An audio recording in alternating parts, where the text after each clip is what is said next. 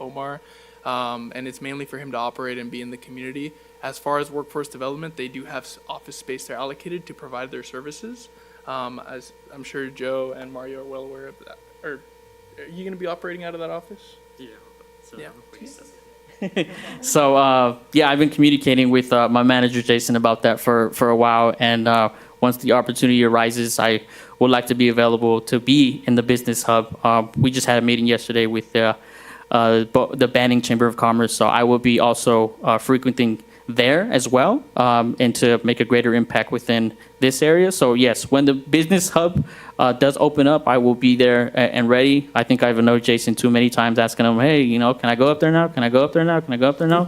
So yes, so we will have our space there, and we're more than happy to be there, take appointments with businesses, and also have an area where we can reach out to whether it's job seekers or businesses who are interested in any and all of our services.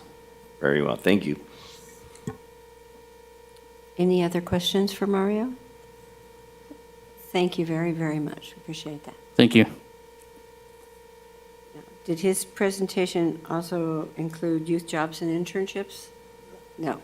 Okay.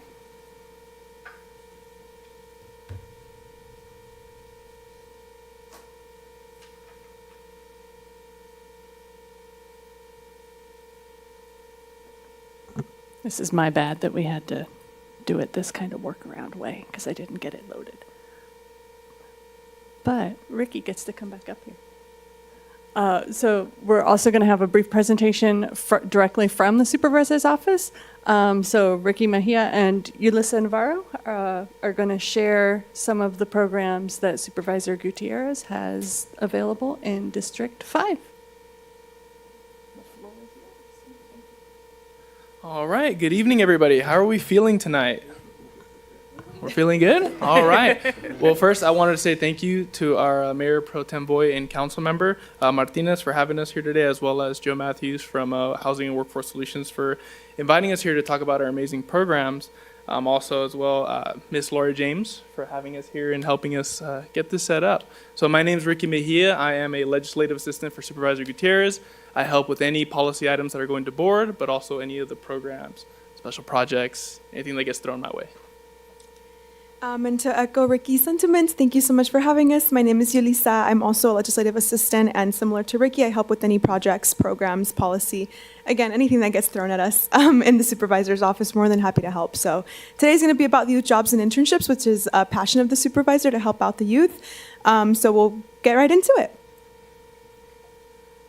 Yes. So as far as Supervisor Gutierrez, he is, he's an experienced leader. He was a mayor in the city of Moreno Valley for a long time, also an educator. And he represents the cities of Moreno Valley, Hemet San Jacinto, Beaumont, Cabazon, and Banning.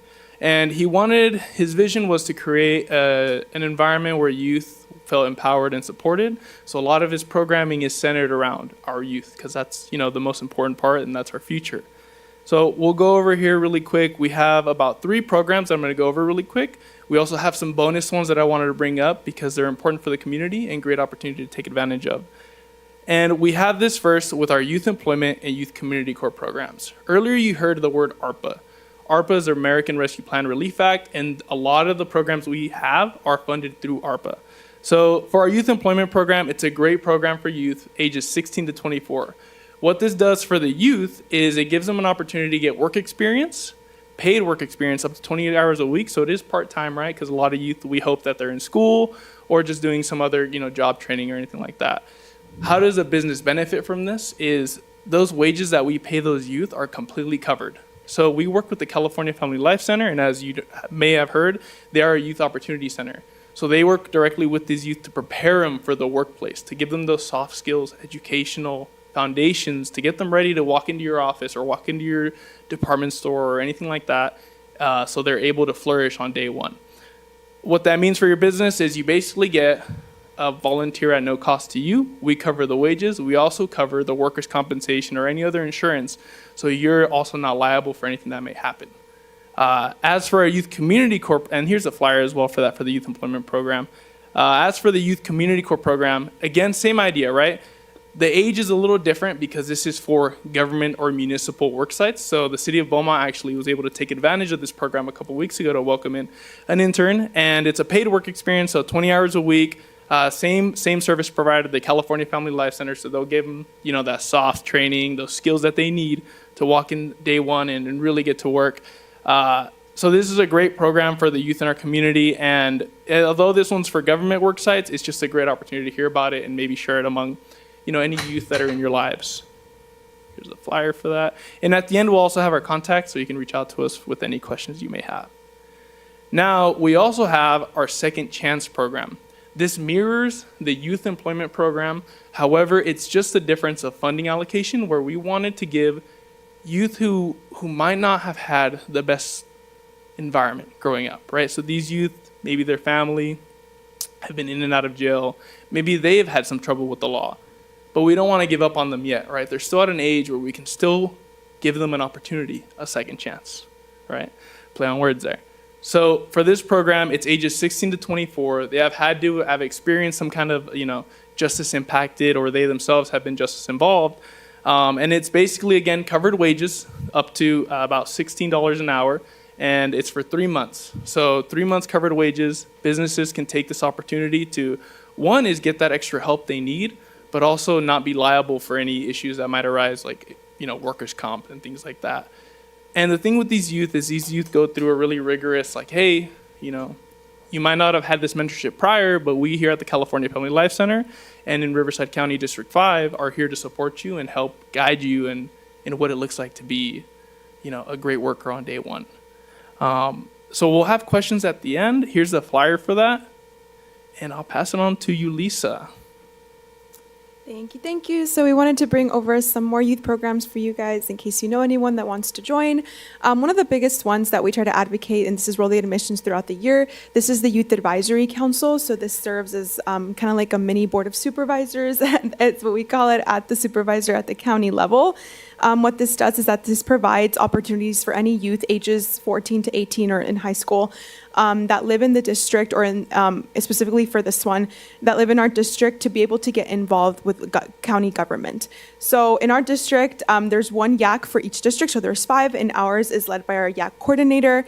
They have a lot of activities that they do throughout the year. They do Youth in Government Day, where they go and shadow county employees. They do a youth retreat. If they're joining the Youth Advisory Council, they do a one-day leadership experience where they get to train, go over topics and things like that, personal and professional development. They also do a youth summit, which is a one-day conference designed by students for students. There's different topics. I believe this one last year was it was around financial wellness, and right, Joe, if I'm mistaken, and mental health, right? And college and career. And then they also do community service projects with our office. They attend events and things like that, park cleanups. They also do things for the senior centers. They have guest speakers.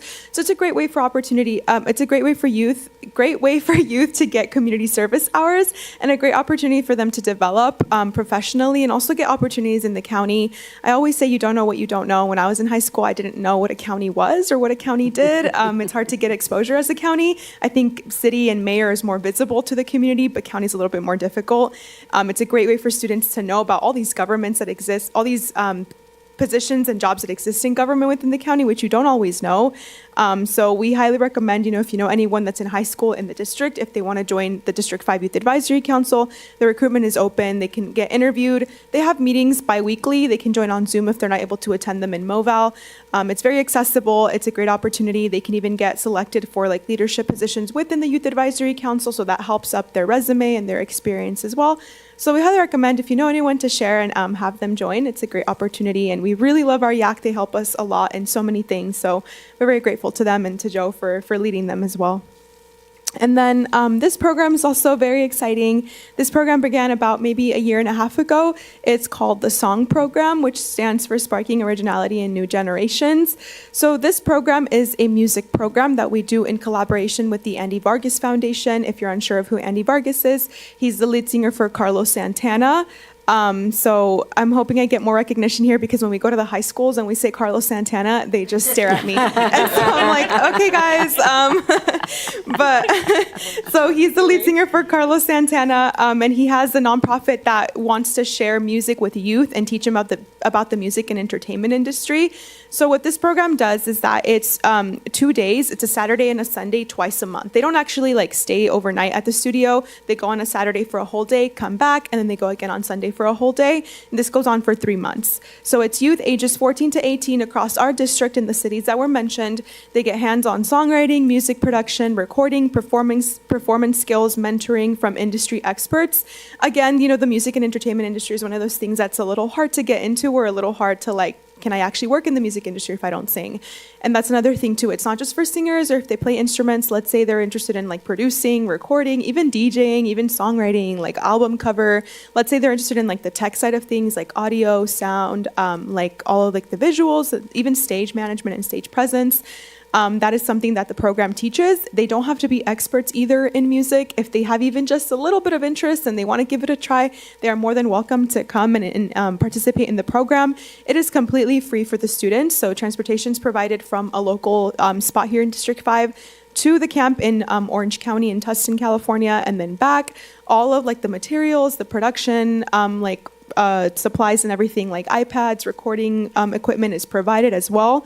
And then again, completely free. This is just more about the Andy Vargas Foundation and their mission to inspire, educate, and mentor youth who strive for a career. If the youth join and they're graduating from high school, they can also get a scholarship. They'll get a $1,000 scholarship when they graduate, and then another $1,000 scholarship when they complete their first year of college. And this is just to help them out and create that pathway and kind of help them out with their education. They also can come back as mentors themselves for the youth that are continuing in the program. It works on a cohort model. We have rolling admissions, though, because we have 4 cohorts.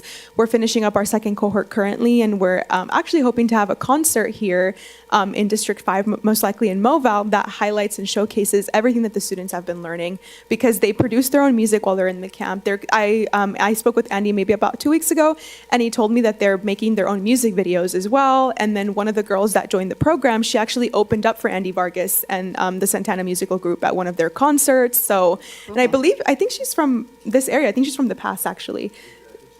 She's from Banning, yeah. So very cool opportunities that the students are getting that you otherwise might not know about. I think when people hear music, they think I have to sing or I have to dance or do some sort of instrument, but there's so much more than that, and that's what the program is trying to teach them about. And so this is the flyer here as well. There is an application for students, but it's more so just to like get to know their interest and get to see like where they're kind of at with music, and just to get information from parents since they are underage. But we highly, highly recommend if you know anyone, if you want to share it, it's a great opportunity. We're always very excited to promote it. It's one of those things where we get, feedback and the students are enjoying and they're loving music. So again, great opportunity. I hope you have someone in mind and you can share it with them. And that's it for our programs today. Any questions? Well, thank you very much. I'm so impressed. I'm just awed by all 3 of you, actually. Thank you very much. What a wonderful presentation. Thank you. Awesome. Thank you. So if you need anything else, our emails are right there, and that's the office number. But if you want to connect with us after, that's we're more than happy to connect. And these flyers, we'll email them as well if you want to have like a physical or digital copy on you. So thank you. Yeah. Question kind of dawned on me at last minute. How many individuals? This program has been going on, several years now? The song one? The program, yeah, the overall program. Overall, about a year, I would say, since they're all ARPA funded. It was after the pandemic that the funding got dispersed. So I would say about a year and a half officially. And has your response been pretty good? I mean, I'm talking numbers here. I mean, are you getting good numbers? People, young people interested? Yes. For song, we have, I think, about 30 kids signed up, if I'm not mistaken. Our limit would be 72, so we still have a lot of spots open for the rest of the 2 cohorts. And then for youth community corps, Ricky's a little bit more of an expert on those numbers, so I'll let him. Yeah, so for all 3 programs combined, we're servicing about 90, above 90 youth plus. in the district to get that opportunity, to get their first job, to get that work experience. And we're actually seeing that about 70% of them end up getting hired after that internship. So really great progress on these programs. Good, thank you.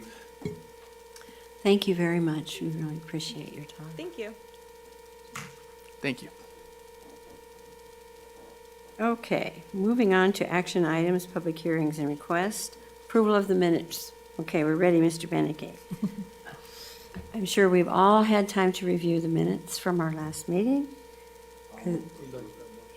Well, do we have any discussion about the minutes? And it's Madam Chair, thank you very much. He's not going to get to the 55th year if he doesn't stop. I think you had a motion from Mr. Beneke. Okay, if there's no discussion, Mr. Beneke, do you motion? Okay, and a second, please? He's not going to second. I'll second. All those in favor? Aye. Any abstentions? Will abstain because I was absent that day. Okay, you have one abstain. The motion passes. Thank you very much. Okay, page 3. Purple Heart license plate holders, designated parking spaces. Yes, Madam Chair, Stephen Jones, our Community Development Director, will be making this presentation for you.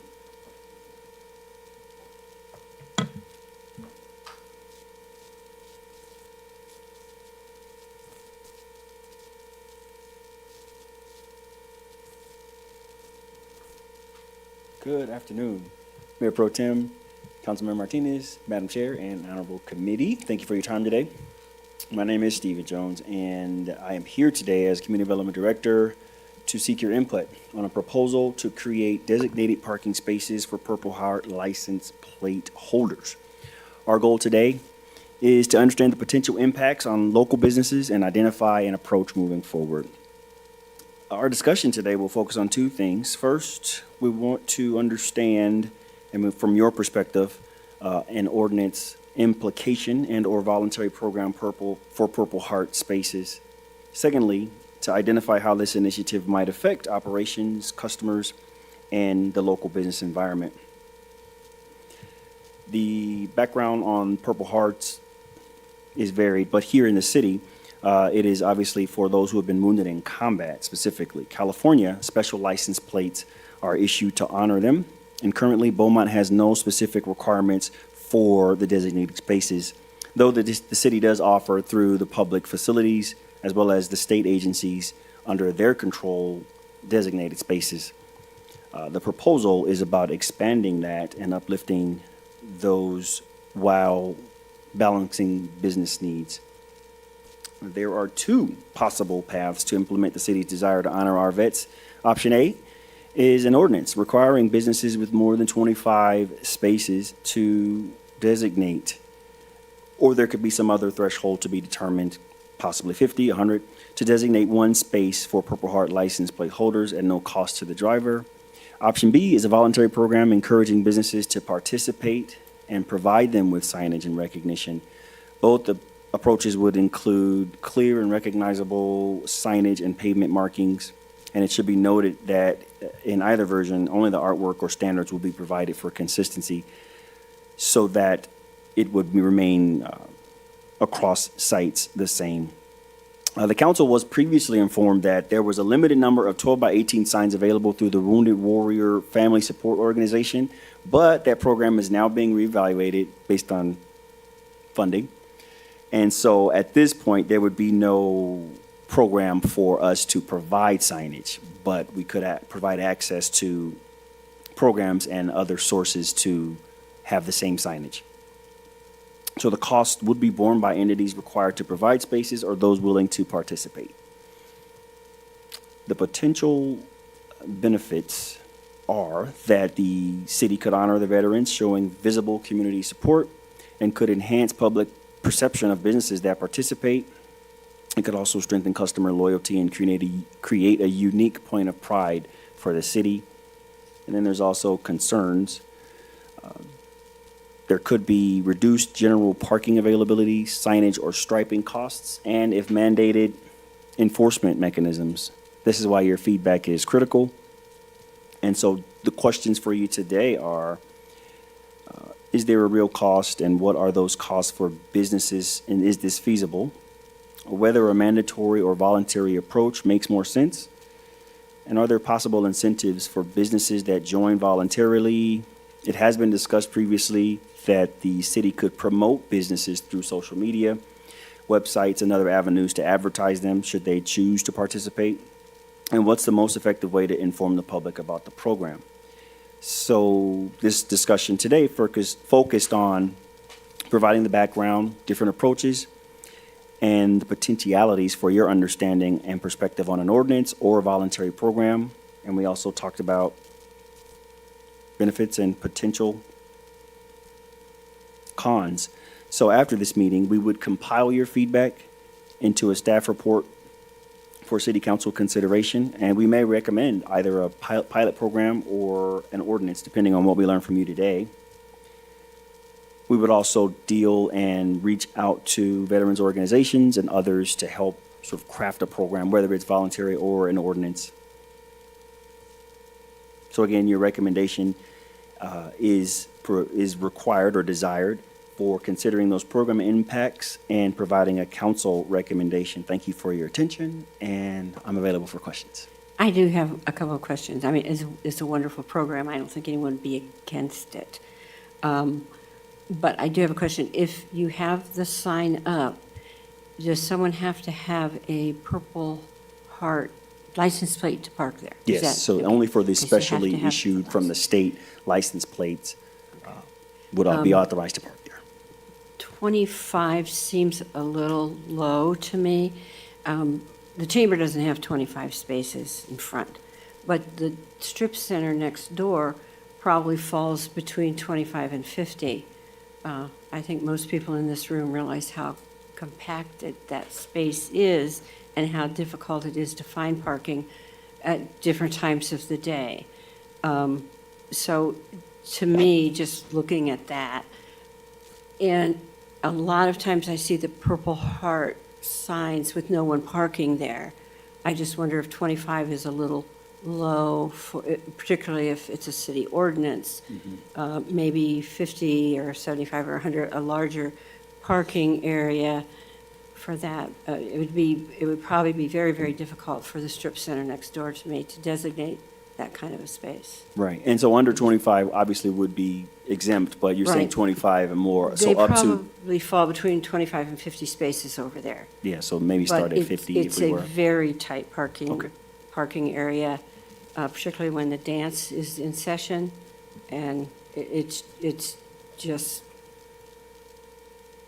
a nightmare. And so to even take away one spot, Yeah, I it's think already- would be pretty impactful for that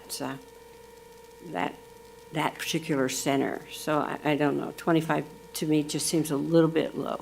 Understood. Anyone else have anything?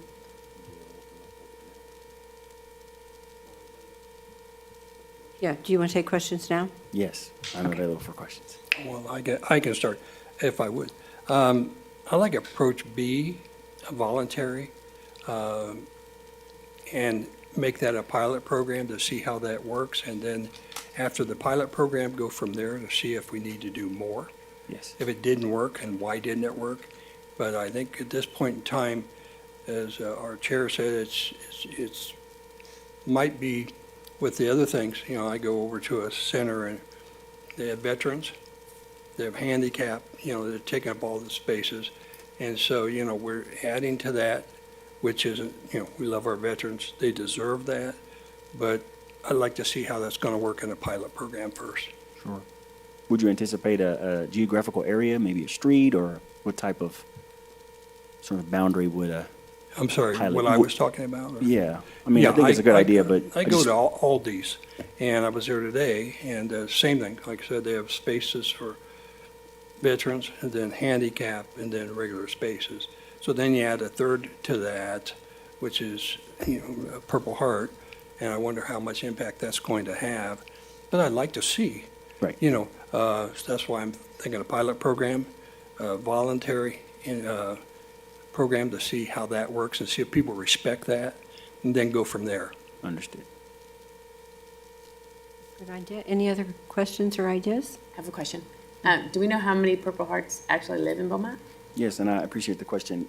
We have an idea.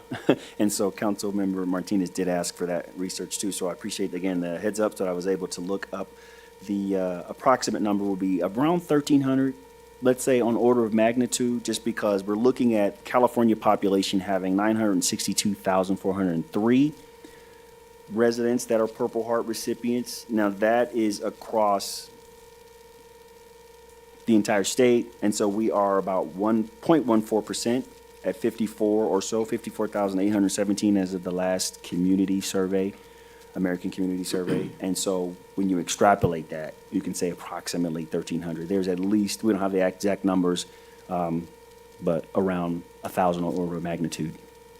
So my husband's a disabled vet, but we have disabled vet license plates, so we could park in handicap, right? So Yeah. obviously I love veterans. My husband's a veteran, but I think parking is very limited. So I don't know.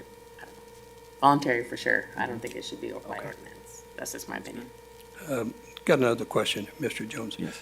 Have we researched the other cities like us or ones in the area and what they do as far as these Purple Heart parking spaces go?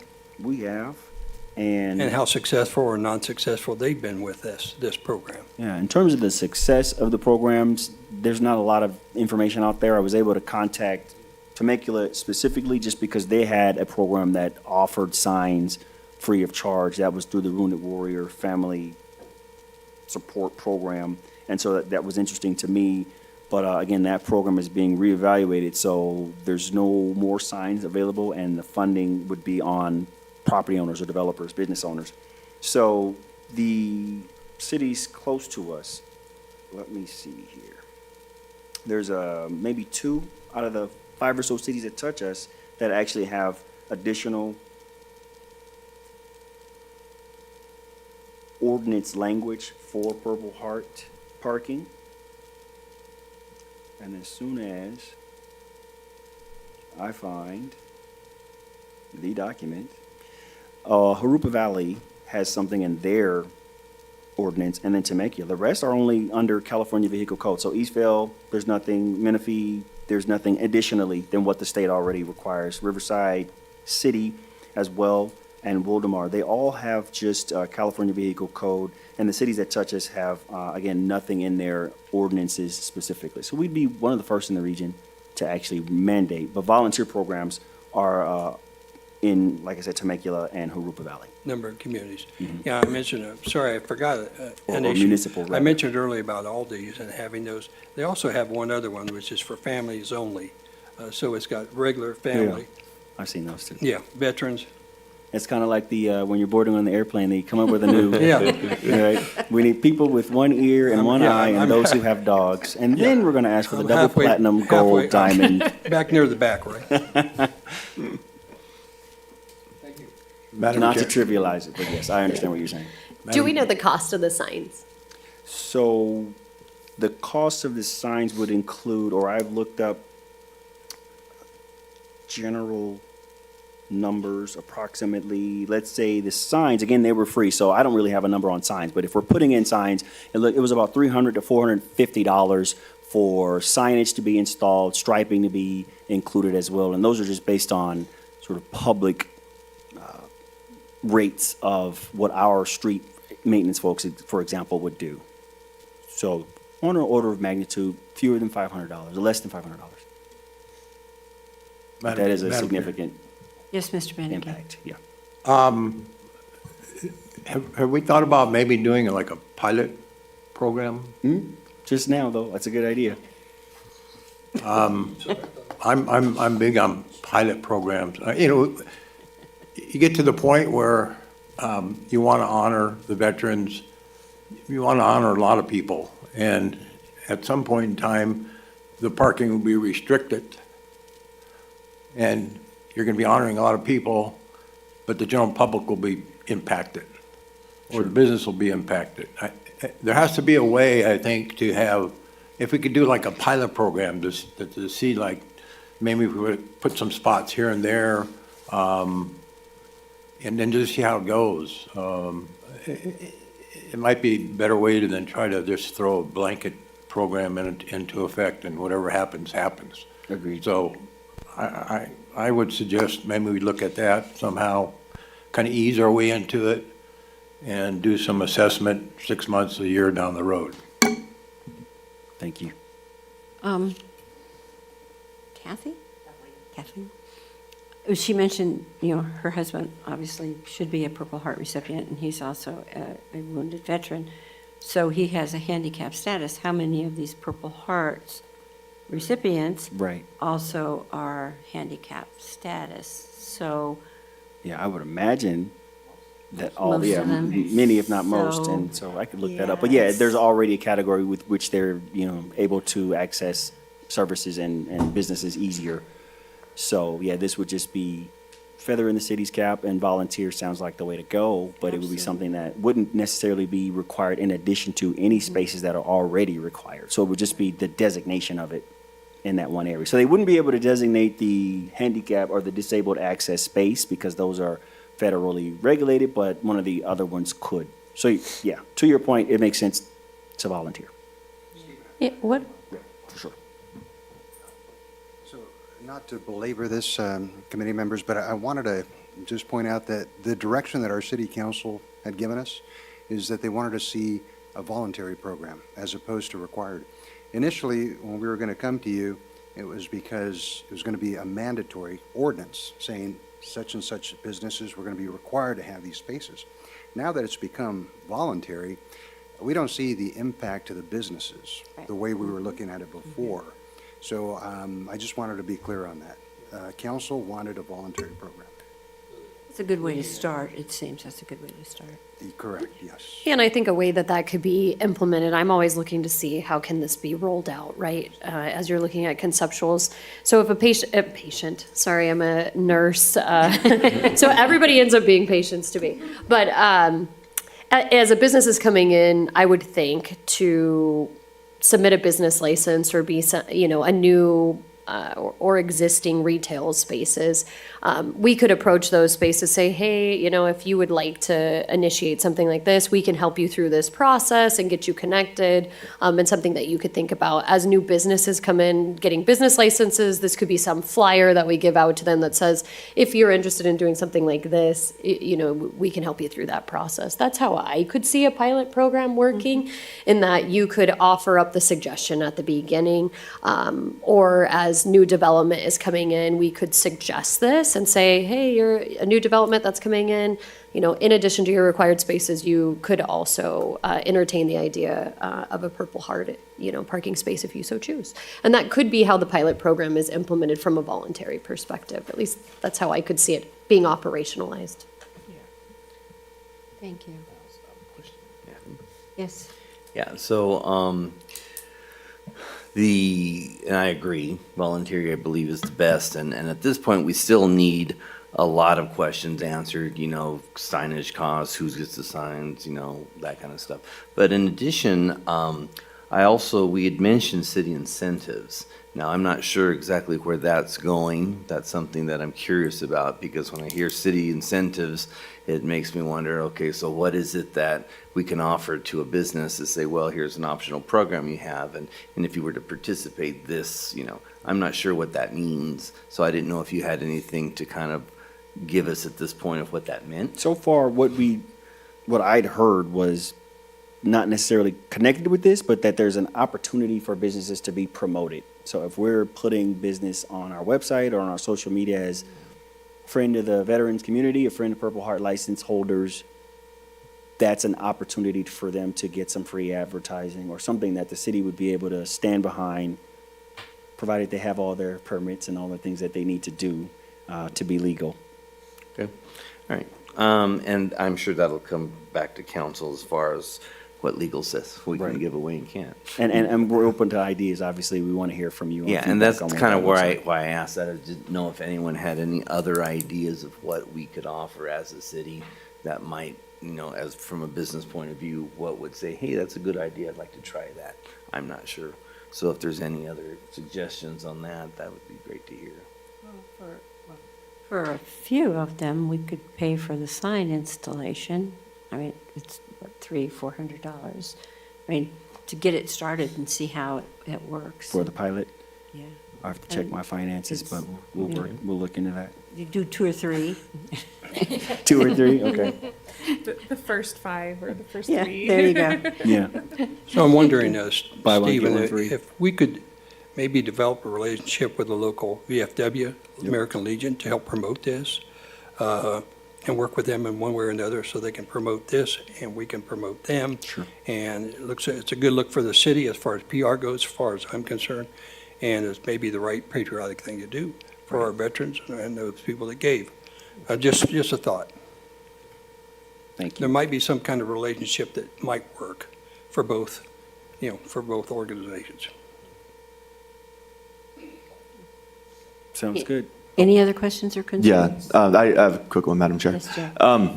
So I love the idea of promoting it on the website as, Purple Heart friendly, veteran friendly businesses. That's always great for veterans. Like I honestly, because I'm a veteran, so I do look for veteran owned businesses or organizations that support veterans.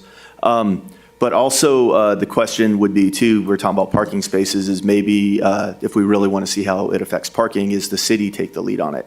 And maybe we put a Purple Heart parking space near the city buildings, the government buildings, municipalities, because they're going to be the ones who, honestly, we're probably going to see it the most, right? So if we have a Purple Heart spot right out front and it's never used, well, you guys will be able to see it by looking out your front door every day. Yeah. So because I work in Riverside, downtown Riverside, and we have a spot right there at the CAC, the community or the County Administrative Center, and it's a Purple Heart spot. I saw it, I love it. I only know of one person who's ever parked there in the 4 years I've been at the county, and that's because he's a Purple Heart guy, and I was like, you have to park there. That's your spot. Like, I literally forced him to park there one day. Yeah. But I love the idea, but I think, well, maybe, if we want to get everyone else to buy in and do the pilot program, maybe the city is the one who takes the lead and saying, hey, we're doing this, and maybe get everyone to follow suit. So, lead from the front. I may have glossed over it a little quickly, but we do. The city does at public facilities where the public can enter. Oh, really? Every Oh, I didn't even see it. Oh, I drive right by it then, my bad. So it kind Might of be always empty, so. That's true. They yeah. unfortunately. Madam Chair.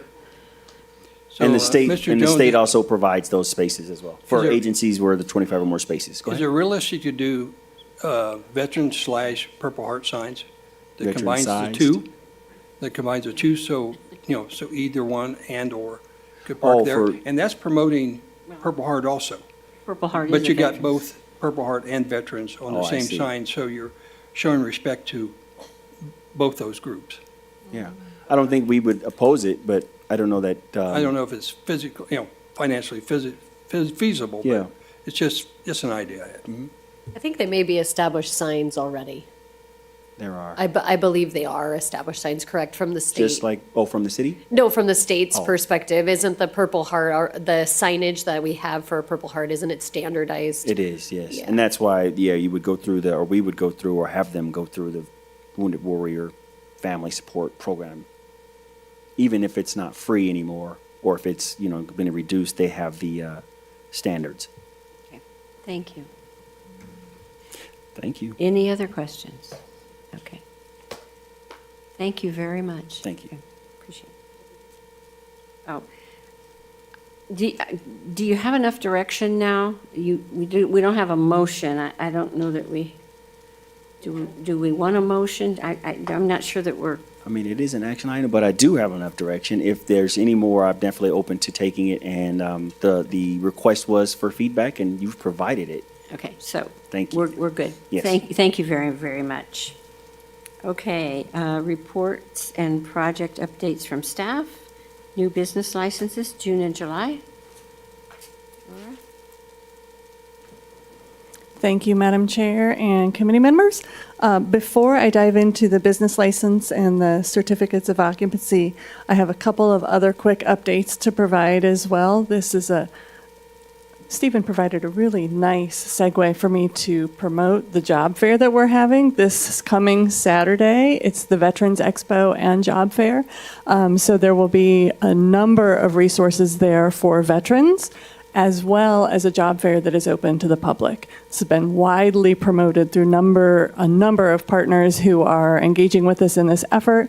It'll be at the Chatney Center on Oak Valley Parkway. That's this Saturday, August 16th from 10 to 1. Is that right, Joseph? From 10 a.m. to 1 p.m. So we would encourage you to come, stop by. We'll have, cold water and maybe some cookies or something too, even if you don't need a job. So we welcome everyone to come, stop by that and attend that. And if you want to reshare it on social media, you can find the posts on our Instagram and on our Facebook and find ways to help get the word out about that. Another quick update is you'll remember back in June, we had a few volunteers to help us evaluate the consultant proposals for the upcoming Economic Development Strategic Plan. So I would like to thank the committee members who volunteered for that, Ms. Patine, Mr. Matthews, and Mr. Rader. Between staff's recommendations and the recommendations from those volunteers, we did select tip strategies. The recommendations that we got, particularly from the committee members, were very strong for their proposal. And we expect that item to be on the City Council agenda for September 2nd. So we're looking forward to getting that process moving and underway. That's going to create a lot of work for us. And we're happy about that. So another request that had been made, I think back maybe in May or June, was to get a list of business licenses in the agenda packet. So I'm not going to read them all off to you. You can do that. And Joseph Kale had a brilliant idea, which was to also include a list of certificates of occupancy. Because like when consultants come into our city to do business, we generally expect them to get a business license. When people open home-based businesses, they get a business license. So seeing just a list of the business licenses is not necessarily an accurate reflection of the number of storefronts that are opening up around town. So you have two separate lists in your packet. I think we had about 42 new business licenses. We included both June and July since we did not meet last month. And then we had 5 certificates of occupancy. So I think it'll be interesting to track over time too, sort of how those two numbers go together. And if you have any questions about any of that, I am happy to answer them. Thank you. Thank you. That's a very nice report. Easy to read. I can read it. Any questions for Laura? I just have a quick, is that a good number? I mean, are those good numbers? I'm not sure. They're numbers, but are they good numbers? I mean, do we have anything to compare them with? We didn't go back in time to pull past data, but I think probably going forward, we'll start doing that. And we can even put we can get really fancy and put a little chart in to kind of watch how the trends are over the months to come. We could go back and do it too if you want to look at sort of historical data. It just depends on what the committee would like to see. I'm just kind of curious because, I mean, we're doing a lot of promotions with freeway billboards and things like that, and I'm just wondering if we're increasing 10%, maybe it's due to that, or I don't know. I just wonder, or is it just a natural growth that it comes with a city that's building homes after homes after homes? Anyway, yeah. I would be interested. It's a lot of work, though, but I would kind of be interested, maybe going forward, to kind of, since you're doing that now, to kind of going forward. Yeah, of course, we'd be happy to do it going forward. And, as far as whether it's a good number or not, that's a little bit subjective. It is very subjective. On, as you know, of course, on a number of things. And I will say that the number of inquiries that we get, it feels like it's going up every week. Now, a lot of the inquiries that we get sometimes are from more what I might call dreamers, people who have a business idea but don't necessarily yet have the capacity to get something open. But those are also some of the people that we've been seeing at Beaumont Nights and doing little trial runs, things like that, pop-up events. that they can sort of get the business experience, get a little bit of practice under their belt before they open up a brick and mortar store and make that kind of very expensive commitment. Thank you. You're welcome. Just along this line of new businesses in Beaumont, and I had the pleasure of being invited to Congressman Ruiz's office at a roundtable of council members or council executives, Chamber of Commerce Council executives, and in hearing their problems, and he kind of has Beaumont and then on down to the border and over to San Jacinto. And we are a very blessed city to have what we have because their problems are major compared to our problems. So sometimes it helps to hear what everyone else is going through. So this is a wonderful report. We're very blessed with this. Thank you. Well, we thank you for your continued interest and engagement with economic development in the city because it really does make a difference. That's part of why we're blessed. Thank you. I have a quick question. Is it too early to assess the success of Thursday night Beaumont nights yet? We just finished those, but be interested to see how that shaped up. Maybe on next month we can get a report on that and see see what we could do better, or et cetera, et cetera. Madam Chair, members of the committee, we will be taking an assessment to the City Council September 2nd. We'll be happy to share with you that same information and any discussion that comes out of that. But there will be a comprehensive review of that. Of what happened, yeah. Yeah, well, we're gonna be in Hawaii that time, but anyway, maybe I can read it somewhere else. Reading on the beach. Yeah, Yes, it's on yes. the beach. Okay, thank you very much. Moving on, reports from our committee members. Kirk, do you have anything? No, I just want to point out for our county colleagues' benefit in the song program that all three of my kids know who Carlos Santana is. And two of the three have seen him live with Andy singing, so. That's all I have, Madam Chair. Kathleen? Joe? Mr. Rader? I've got a couple of things. As you know, I'm vice chair of the San Gregorio Memorial Hospital Healthcare District Board of Directors. And so we've got a couple good things working.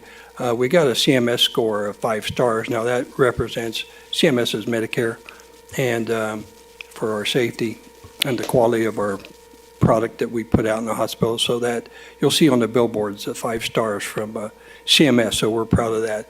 Also, we've started to have talks with a management company that owned 3 hospitals in the desert and manage hospitals in the desert. And we've been managing ourselves for quite a while. And now we think it's time for a management group, a professional group to promote what we do and where we do it and help us get the word out. So anyway, look for that. That's going to be happening probably. We're in just start talks, so in the next few months. Thank you, Madam Chair. You're welcome. Councilman Martinez? Thank you, Madam Chair. The only thing is, of course, the new youth group hopefully will be starting around September 9th. That's the plan. We are in the middle of recruiting right now at the various schools for that, and then once that comes about, we'll be choosing the representative. So you'll probably see it at. Looks like we don't have a September meeting, so probably at the next meeting we hope to have a student position there. That's all. Thank you. Councilman White? Yeah. Yep. Thank you. Kevin? Is it Kevin? Ed? Ed, Kevin. Susan? Nothing? School's going good, huh? Yes. School started. If you really want to know, we're having mock interviews and the College and Career Expo. So if you are available, sign up with me. But on that note, I want to give a shout out on Highland Springs. And I'm not sure who's responsible for this, but they put borders so that when you're going through that street, cars aren't going in front of you into the Jack in the Box and the gas station parking lot. So thank you for that. Myself and my husband are so appreciative of that. We love those borders. Thank you. Thank you. Mr. Beneke? Okay. I have September 3rd is our Chamber of Commerce breakfast, and Supervisor Gutierrez is our speaker. And on September 10th is State of the City. I don't know, Elizabeth or anyone wants to speak on State of the City, but you need to get your reservations in right away. It's going to be a wonderful event. It sounds very exciting. September 3rd is Supervisor Gutierrez at the Chamber at Tuckwit. Anything else? Okay, topics for future agendas. Anyone have any topics? We won't have a September 10th meeting because that is State of the City. So our next meeting is October 8th. Having nothing else, adjourned. Yay.